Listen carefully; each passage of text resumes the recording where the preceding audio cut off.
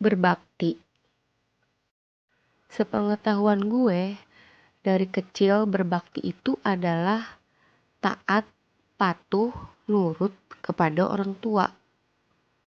Dan itu menyenangkan hati orang tua gitu. Dan ternyata makin gue dewasa, kata-kata berbakti itu semakin blur buat gue. Karena begini, dalam hidup gue banyak yang gue alamin. Lulus kuliah gue pernah kerja di salon jadi kasir, pernah kerja di bank jadi marketing pinjaman tanpa agunan, pernah juga kerja di bank konvensional sebagai teller, dan terakhir kerja juga di bank sebagai operasional pinjaman juga tanpa jaminan. Dalam berbelasan tahun itu up and down, termasuk dalam dunia perumah tanggaan gue. Gak ada yang bercita-cita menikah lalu hidup dalam kebangkrutan rumah tangga. Gue sebut kebangkrutan karena gue pernah mengalami kondisi yang sama sekali gue kesulitan keuangan. Gue dan suami. Karena apa? Gue juga gak nyangka ternyata suami gue itu selama hidupnya dia mengalami apa ya istilahnya, dia tuh menjadi pembayar hutang keluarga. Yang berhutang bukan dia, tapi yang berhutang adalah ibunya. Kenapa ibunya berhutang? Yaitu hutang bisnis, bukan hutang pribadi. Kenapa ibunya punya hutang? Karena pernah 2 kali tertipu dalam dunia bisnis yang jumlahnya lumayan besar. Dan kebetulan suami gue itu adalah anak tunggal. Jadi suami gue itu karena beliau adalah tulang punggung keluarganya dia. Ketika orang tua mendapatkan masalah, apalagi dalam masalah finansial, siapa orang pertama dan siapa satu-satunya orang yang bisa mensupport? Ya mau gak mau anaknya, yaitu suami gue.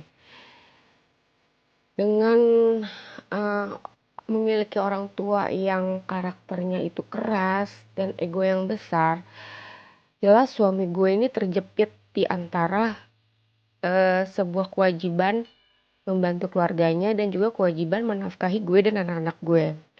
Jadi terciptalah situasi di mana dia harus men-split keuangannya dia gitu. Dia pernah bekerja di perusahaan swasta, gajinya juga lumayan, prestasinya bagus, produktif, dan kantor tempat dia bekerja itu juga sangat menghargai dia gitu. Kalau dapat bonusnya juga gede, kalau misalkan dapat insentif juga gede, tapi nggak ada yang di keluarga kecil kita tuh menghasilkan sesuatu yang signifikan gitu. Sampai sekarang pun aset yang pernah suami gue beli juga endingnya untuk menutupi hutang keluarganya. Jadi karena kita juga penghasilannya juga belum gede-gede banget ya dulu itu, sedangkan hutang keluarganya dia itu besar, jadi kejar-kejaran gitu antara kewajiban dan penghasilan. Ya karena kejar-kejaran itulah ada titik dimana kita harus menjual semua aset, masih nggak cukup juga, akhirnya menggulung hutang itu sampai akhirnya suami gue juga mengambil hutang gitu. Gue sebagai istri bukannya menyetujui itu, di antara kita berdua itu selalu ada perdebatan, pergolakan batin juga di gue gitu. Tapi endingnya gue juga bingung gue harus bagaimana lagi. Tetap aja gitu dibutuhkan uang yang sangat besar untuk menyelesaikan hutang.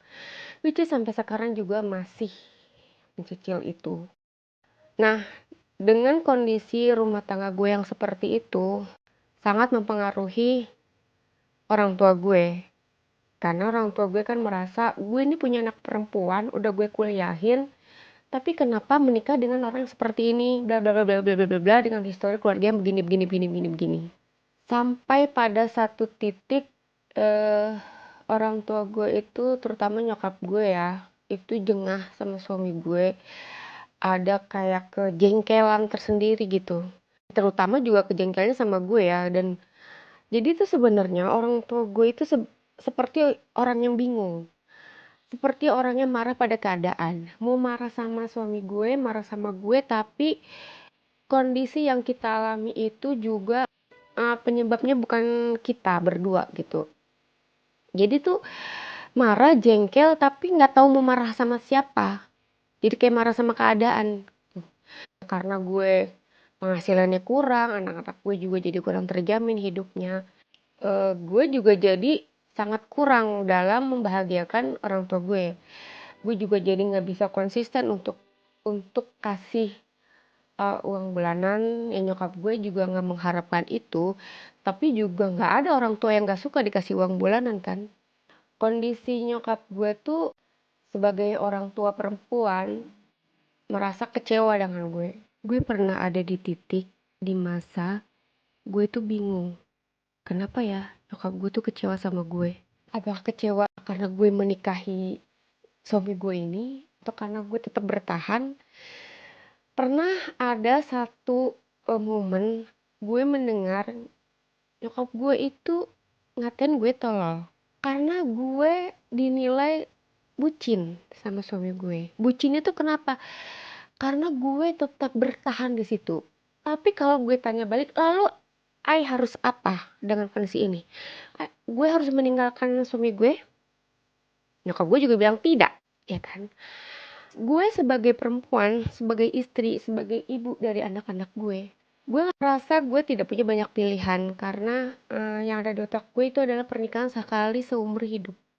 Laki-laki ini adalah pilihan gue dan gue merasa apapun yang terjadi dalam hidup gue ambil baik dan buruknya. Karena gue merasa gue hanya mendampingi beliau. Susah senang, oke kita sama-sama. Tapi tanpa disadari ternyata karena keputusan gue itulah mengakibatkan gue menjadi kurang bisa menyenangkan hati nyokap gue dalam segi materi. Gue gak bisa seperti orang-orang, gue gak bisa seperti teman-teman nyokap gue yang sering cerita diajak anaknya kemana lah, dikasih uang bulanan sama anaknya inilah, dibelikan itulah.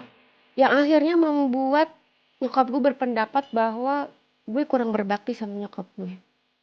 Ya gue paham sih, mungkin nyokap gue tuh ngiri sama temen-temennya gitu kan.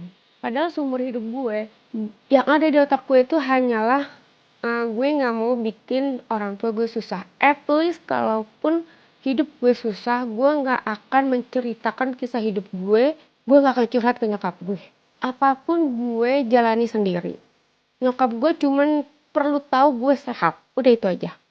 Jadi kalau gue lagi tipis keuangannya, gue gak ke rumah nyokap gue. Karena apa? Gue tidak mau memperlihatkan aura gue yang sedang mengalami kesedihan, wajah gue yang sendu, atau mungkin gue sedang melo, atau mungkin gue gak mau berada di dalam situasi, Mbak itu ada yang enak tuh, beliin dong. Mbak itu ada barang yang bagus, mama mau deh. Sedangkan gue tahu gue sedang tidak bisa mengabulkan permintaan nyokap gue. Gue mengurangi hal itu. Itulah kenapa gue bilang gue agak ngeblur dengan istilah berbakti. Semakin gue tua gitu, semakin gue kesini. Karena itu nyokap gue merasa gue belum bisa nyenengin beliau sampai saat ini. Kurang berbakti lah. Gue nggak tahu sekarang kategori berbakti itu apa. Apakah dengan sikap gue yang belum bisa menyenangkan hati nyokap gue dalam segi materi gitu ya, itu dianggap kurang berbakti.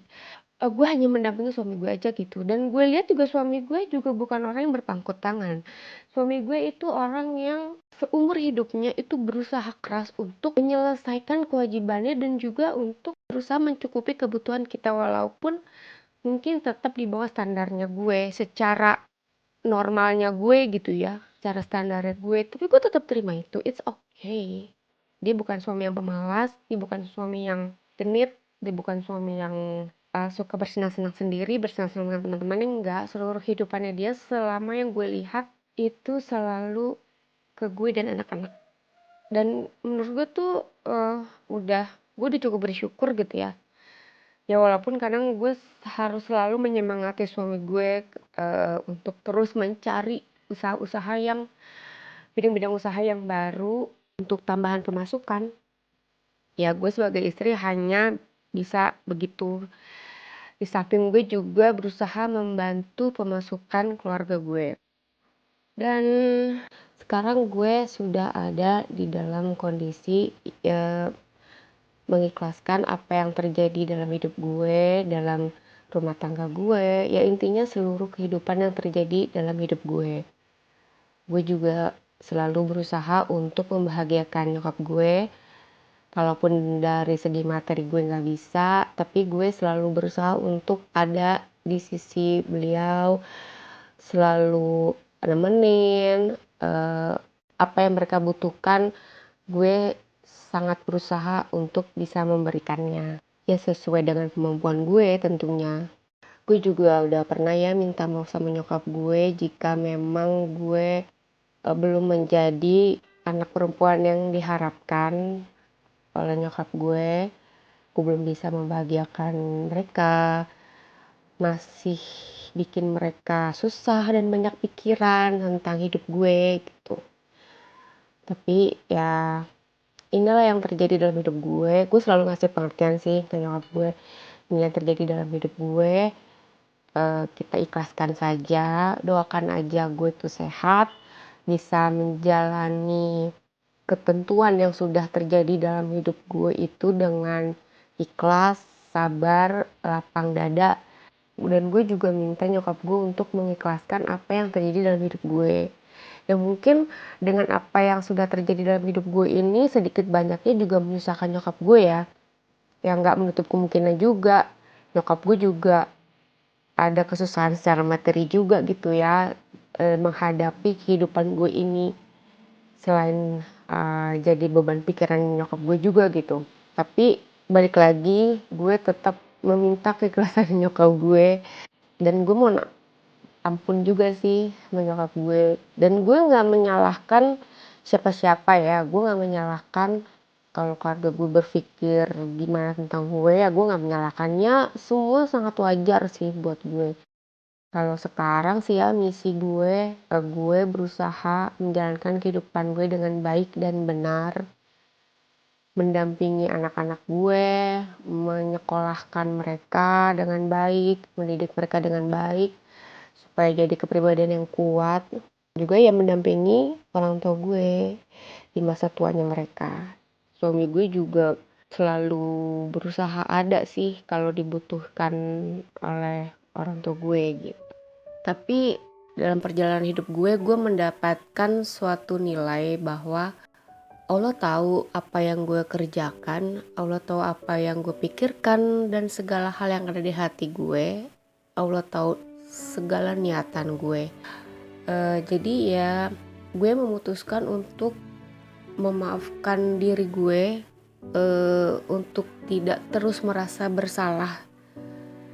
Karena kan jujur aja ya dengan kondisi yang gue alami itu ada juga perasaan bersalah dalam diri gue.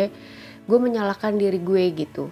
Dan gue memutuskan untuk memaafkan diri gue, berhenti untuk menyalahkan diri gue dan memaafkan orang-orang yang sudah berpikiran salah tentang gue.